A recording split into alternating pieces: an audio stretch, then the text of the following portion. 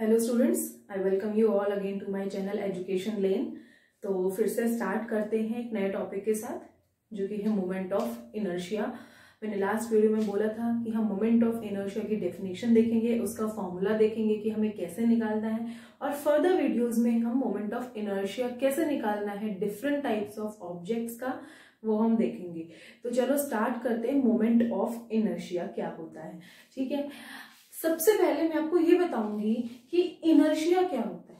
आपने अपना इनर्शिया पढ़ा होगा, अपने 12th क्लास में, 11th क्लास में। न्यूटन के आपने 3 लॉज पढ़े, Newton first law, second law, third law. First law क्या कहता है? फर्स्ट लॉ कहता है कि अगर कोई बॉडी अपने पाथ पे चल रही है, या अगर वो स्टेट ऑफ रेस्ट में है या मोशन में है, अगर उसके ऊपर कोई भी फोर्स एक्ट नहीं किया है तो वो हमेशा उसी स्टेट में रहेगी। ठीक है, ये होता है इनर्शिया, प्रॉपर्टी ऑफ इनर्शिया। कि ऑब्जेक्ट जो है वो आपका उसी सिचुएशन में, उसी कंडीशन में रहेगा जब तक कि उसके ऊपर कोई फोर्स एक्ट ना किया गया हो। ठीक है, तो अब मेरा मोमेंट ऑफ इनर्शिया क्या होता है? इनर्शिया जो होता है वर्ड, वो हम नॉर्मली अपने ट्रांसलेटरी पाथ के लिए हम लिखते हैं या किसी लीनियर पाथ के लिए लिखते हैं। अगर कोई ऑब्जेक्ट, कोई बॉडी ने अगर रोटेशनल मोशन फॉलो की हुई है, या वो किसी सर्कुलर पाथ पे है, या किसी और ऐसे पाथ पे है जो रोटेट कर रहा है, तो उसमें, उस केस में जो इनर्शिया होगा वो क्या होगा? उसे क्या बोलेंगे? Moment of inertia. ठीक है, तो कैसे लिखेंगे एग्जाम में? The inability of a rotating body, मतलब किसी भी रोटेटिंग बॉडी की inability to change by itself, मतलब उसकी खुद की कोई एबिलिटी नहीं है। अगर उसे कोई चेंज करेगा तो ही वो, उसकी जो मोशन है वो चेंज होगी। अदरवाइज जो भी उसकी स्टेट है, रेस्ट की है, मोशन की है, वो हमेशा ऐसे ही रहेगी। The inability of a rotating body to change by itself its state of rest और of uniform rotation about a given axis is called its rotational inertia, या फिर कहते हैं moment of inertia about the axis. तो moment of inertia का जो दूसरा नाम है वो क्या हो गया है? Rotational inertia. ठीक है, तो अब हम इसका एनालॉगी, लीनियर जो पाथ फॉलो कर रहा है उसके हम एनालॉगी क्या कह सकते हैं? कि moment of inertia of a body, किसी भी बॉडी का moment of inertia in case of rotational motion वो सेम रोल प्ले करती है, plays the same role as played by mass in case of translational motion. जैसे translational motion में हम क्या करते हैं, नॉर्मली हम किसी भी ऑब्जेक्ट का मास हम क्या लेते हैं? m, स्मॉल m लेते हैं। ठीक है, अगर मान लो कोई ऑब्जेक्ट आपका ट्रेवल कर रहा है, ठीक है, किसी स्पीड से, तो मोमेंटम क्या होगा? mv, स्मॉल v, मास। तो इफेक्टिव मास आपका रोटेशनल मोशन में जो होता है, हम उसको क्या कहते हैं? मोमेंट ऑफ इनर्शिया, जो कि डिनोट होता है कैपिटल M से। ठीक है, मोमेंट ऑफ इनर्शिया, जो M कैपिटल M है वो मास है।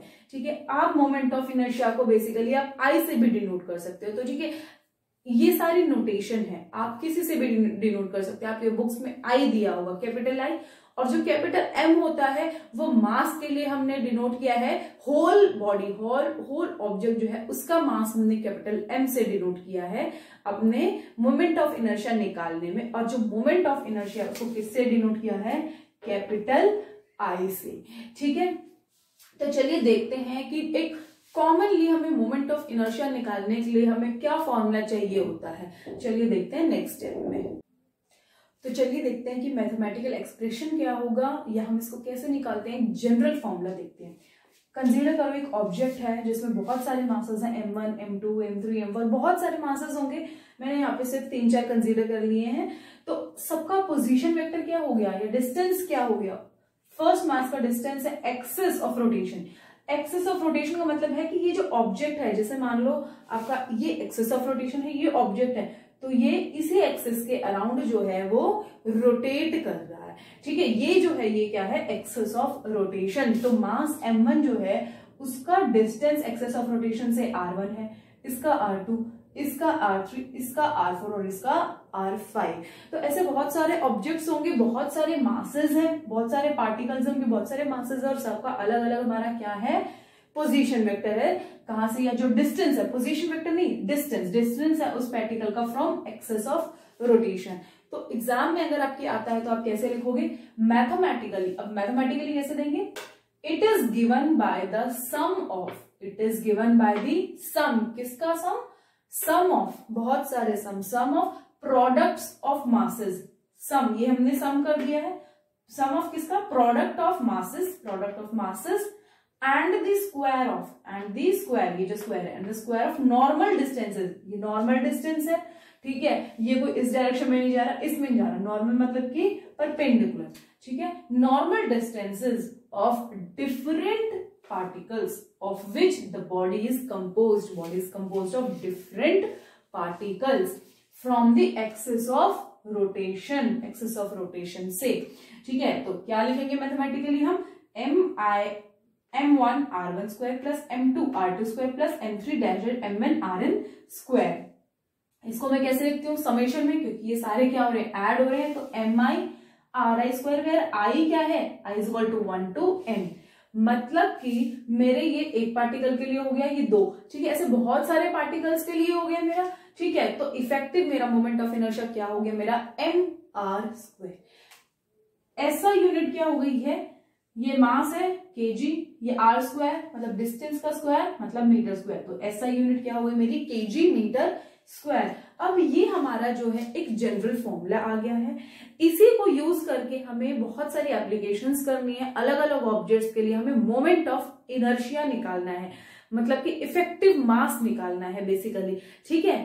तो अब हम कैसे करेंगे इसको, इससे पहले एप्लीकेशंस करने से पहले हमें दो थ्योरम करनी है जो कि बहुत इंपॉर्टेंट है आपके सिलेबस के लिए भी और आगे समझने के लिए भी कि एप्लीकेशंस हमारे कैसे सॉल्व होंगे, जो कि है perpendicular axis theorem and parallel axis theorem, जो कि मैं नेक्स्ट वीडियो में आपको करवाऊंगी। तो इस वीडियो में सिर्फ आपको मैथमेटिकल एक्सप्रेशन मैंने समझाया है कि मोमेंट ऑफ इनर्शिया क्या होता है या मोमेंट ऑफ इनर्शिया क्या होता है, वो मैंने आपको बताया है, ठीक है।